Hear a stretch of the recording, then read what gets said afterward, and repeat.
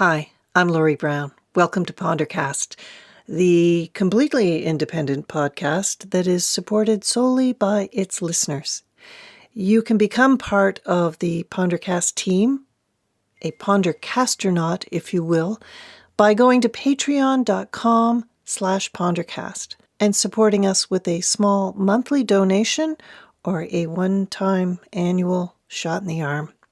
If you find that our work supports you, we hope you'll consider supporting us. Okay, let's Pondercast.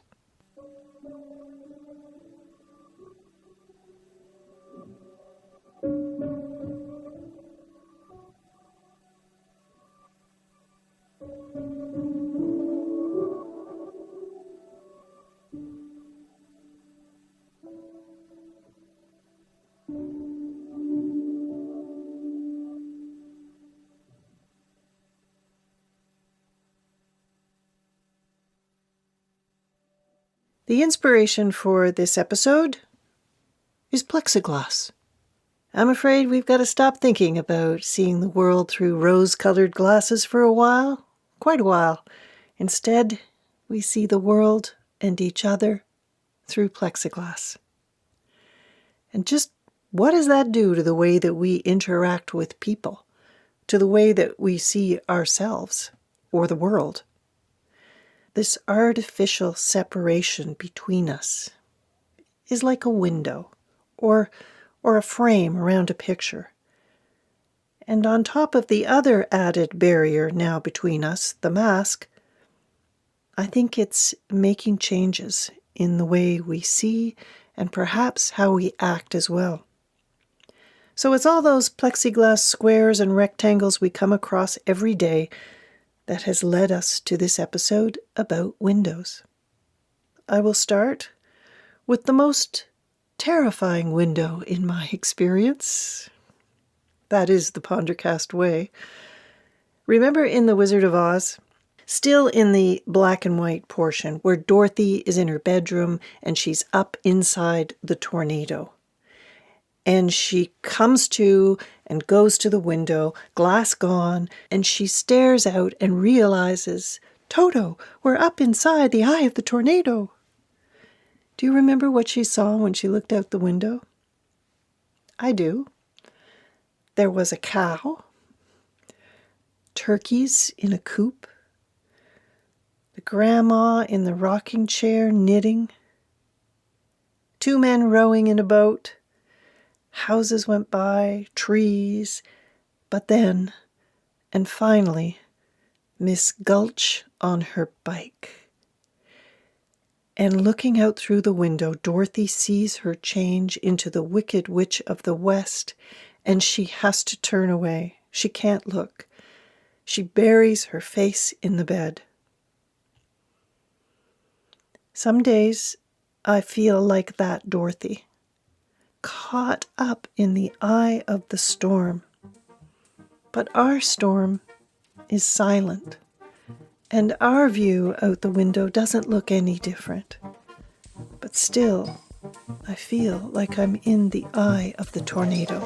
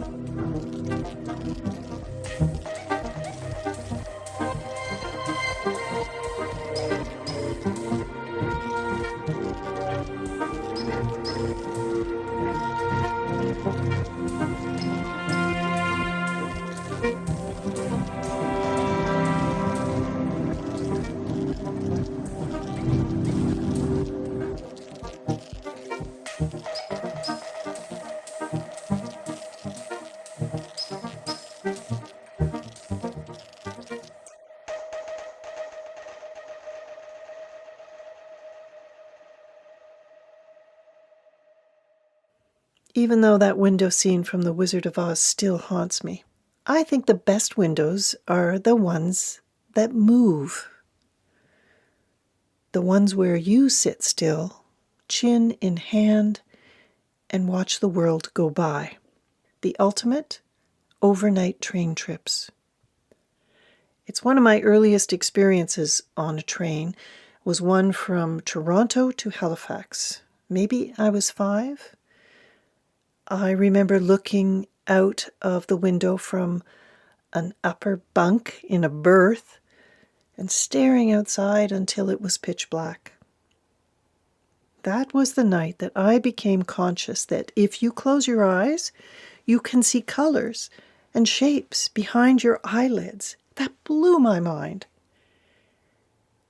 To understand that even with my eyes closed, there was still a view. A great early train memory. But I take you now to a picture of the ultimate window on a train. I was in South Africa. This train is old. It used to be called the Rhodesian Queen. It was full of polished wood and old brass, very faded upholstery, and incredibly dodgy plumbing. But it was my creaking, clattering, bone-shaking home for over 2 weeks, over a Christmas, about 12 years ago, as I toured the whole of that amazing country with my 2 children and 40 other people. This train would only start to move in the early evening, and we would travel all through the night. And then during the day, we'd explore wherever we woke up. The train lurched into action as we ate dinner, and then we would weave our way back to our cabins, down long corridors of cars, and I would lie in my bunk with the train window running the full length of my bed, with my face just inches from the glass. Head always turned to the view. I would watch the late summer sun slowly strip the landscape of its 1,000 shades of dusty green and brown. The grass, the rock, the bush, slowly fading from color to black and white. And how my eye would catch and hold focus on the immense umbrella thorn trees spread out impossibly wide at the top, like an elegant saucer held high, invoking rain. My eyes would lock on a tree standing alone and follow it on its journey across my window. A kind of slow motion memory, one that I promised I would never forget. Every night I would make that promise 100 times with 100 views until the sun was gone, and then another light show began. The stars, lying under this African sky, these stars were brand new to me. The world was upside down and backwards, and as I lay there, parallel to the ground, I tried to find a constellation I recognized. But these stars told different stories, shining from horizon to horizon as I reluctantly fell asleep, rocking in my bunk under their watch.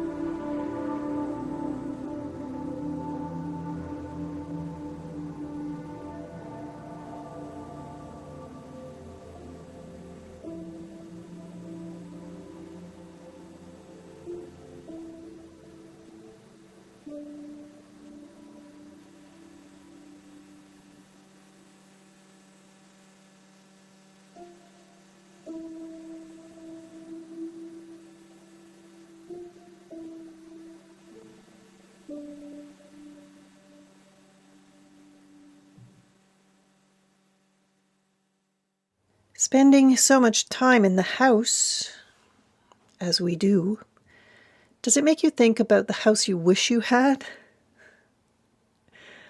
Had we known about a pandemic, I think we all would have tried to manage one extra room to our apartment or condo or flat or house, yes?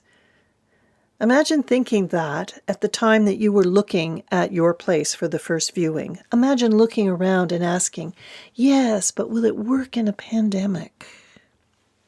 Well, we don't think that way, most of us, thankfully.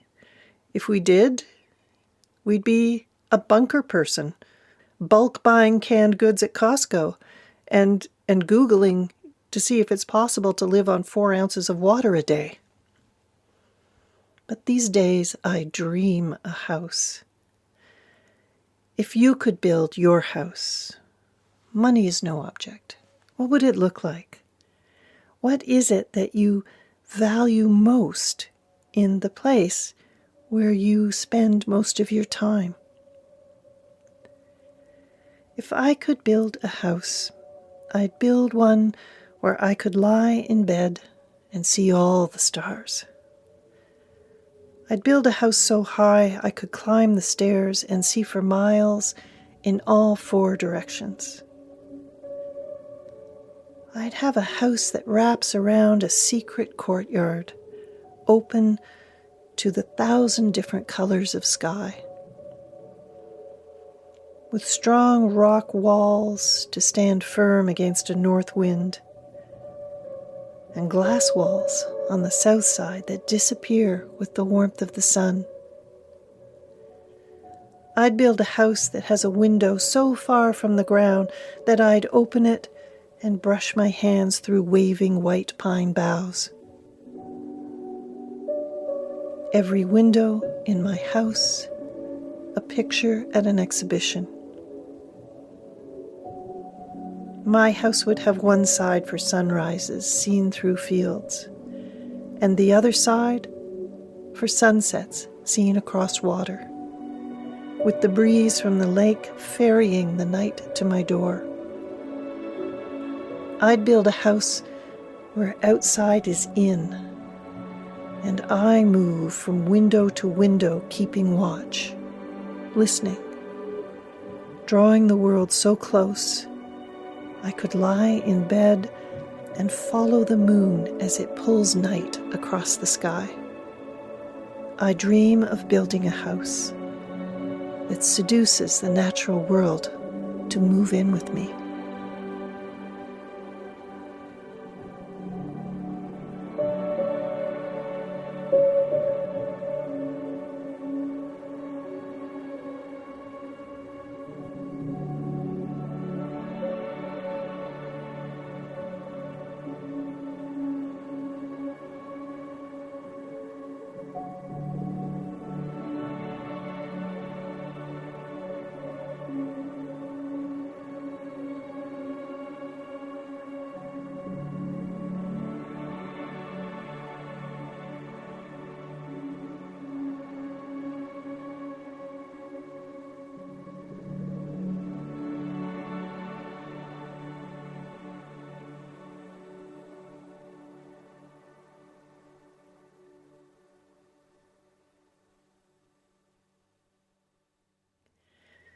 There is a dreamlike quality navigating the world behind a mask, behind plexiglass.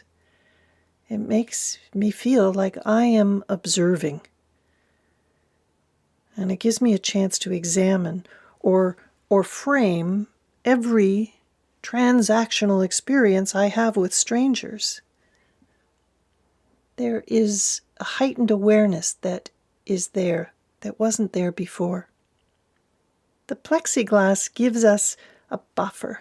It gives us a micro moment between every action, every bit of conversation, to see ourselves, how we respond. We break down all those unexamined moments and experience them through this new plexiglass lens. We are seeing how we operate in the world, and it's surreal. being on the other side of the glass. Windows show us our world with a frame around it, a simple rectangle that asks us to pay attention, to see what's right in front of us in a different way. And the difference is the attention that we bring. A window frame asks for more of us, and when we do pay attention, we bring ourselves to the view. We start a relationship to what we are seeing. In a way, we become part of the picture, investing our thought, our emotions, and our precious attention. It's that relationship that photographers crave. It's the frame that pulls emotion from you and makes you want to take pictures of something when you're out on a walk. You see something that moves you. You feel the connection to it, and you want to put a frame around it to let other people feel it too. You are the window. You are the frame. Every moment of the day, you are the camera, you are the lens, and you are the heart of the picture.